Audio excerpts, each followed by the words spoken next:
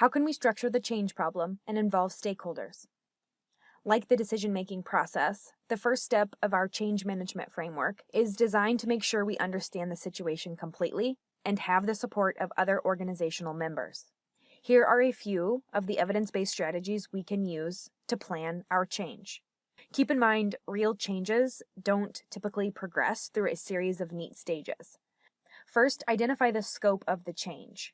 Figure out what will and won't change, and be specific about what is expected. We want to understand the ins and outs of the planned change before we start sharing our ideas with other people. Then identify the stakeholders who will be involved in implementing the change. We also need to think about who could be impacted and how.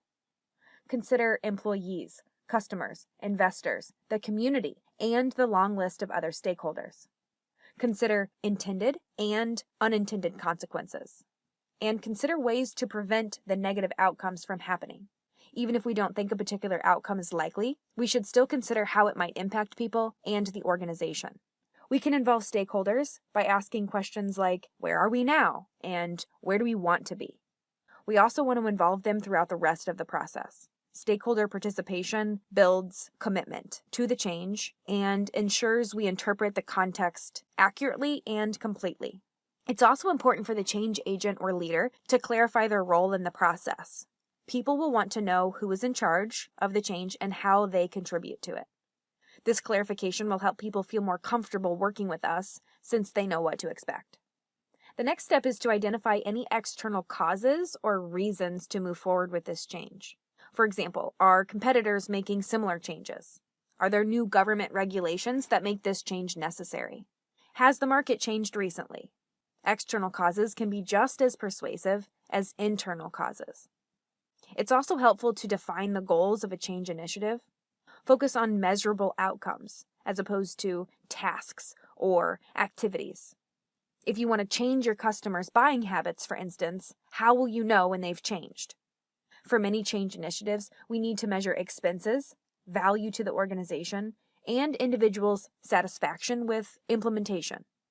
We can also use appreciative inquiry to leverage the organization's strengths and take advantage of the things that don't need to change. To appreciate means to be thankful for or increase in value. To inquire means to seek information or ask a question. Appreciative inquiry, then, is a group process that seeks to identify an organization's strengths and then leverage them in ways that help the organization improve or change. Your company's strengths can sometimes help you move change initiatives forward. Consider, for example, a business whose strength is its creative, progressive employees. When the leaders of this business want to make a change, their employees can actually be their greatest asset. The process begins by bringing stakeholders together to define the current state of the organization and to discover what is working well in the organization. This could be anything from the product or service it provides to its leadership team. The third step is to dream about what things could be like if these strengths were nurtured and limits removed. Then the group works on their design for the change initiative and how the organization might function. The process ends with identifying the specific actions needed to realize the organization's destiny. Once we've structured the change problem and invited stakeholders to be part of the process, we can begin to prepare the organization for the upcoming change.